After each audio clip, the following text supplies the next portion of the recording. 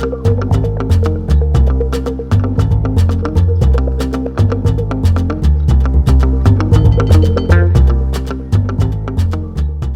voiture autonome et connectée, voilà une thématique qui intéresse énormément de monde au mondial et on l'a vu à cet atelier où vraiment il y avait beaucoup de monde et beaucoup de questions également. Alors, on va parler de la voiture autonome d'abord avec vous, Rémi Bastien de Renault. Bonjour.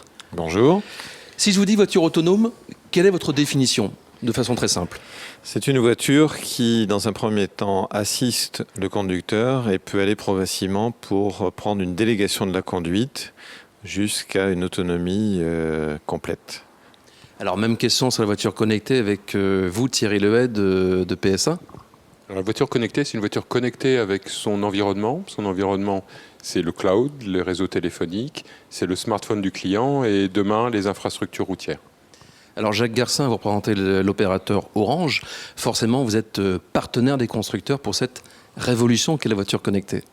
Nous sommes partenaires de presque tous les constructeurs automobiles et tout particulièrement les deux groupes français. Et nous travaillons en partenariat avec ces opérateurs, ces constructeurs sur la voiture connectée qui est un élément extrêmement important pour la stratégie 2014-2020 chez Orange.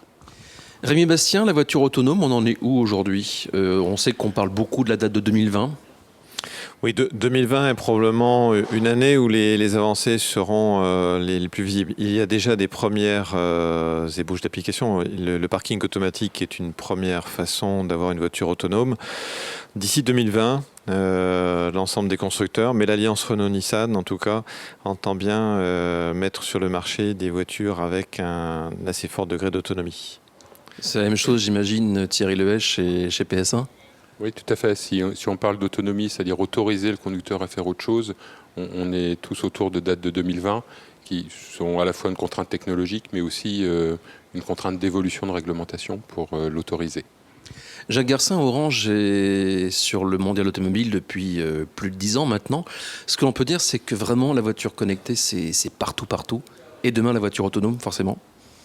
Nous sommes à notre 7e édition sur le mondial de l'automobile à Paris.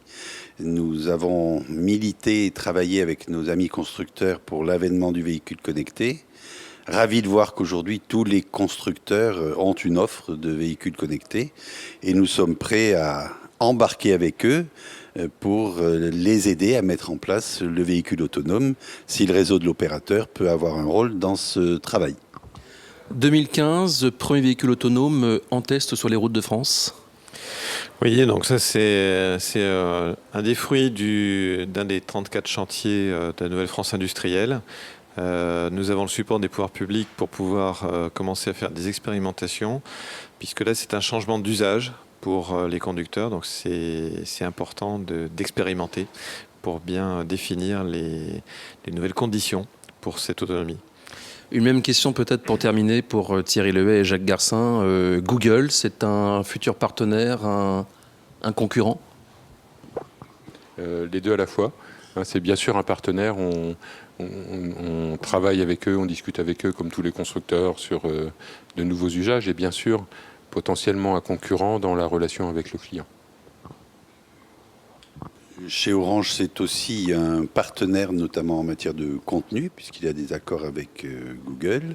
Et puis, c'est un acteur qui s'intéresse à nos clients. Et donc, nous sommes vigilants au respect de la vie privée et des données de nos clients. Et nous veillons scrupuleusement. Avec ou sans Google, la voiture autonome sera sur les routes très prochainement.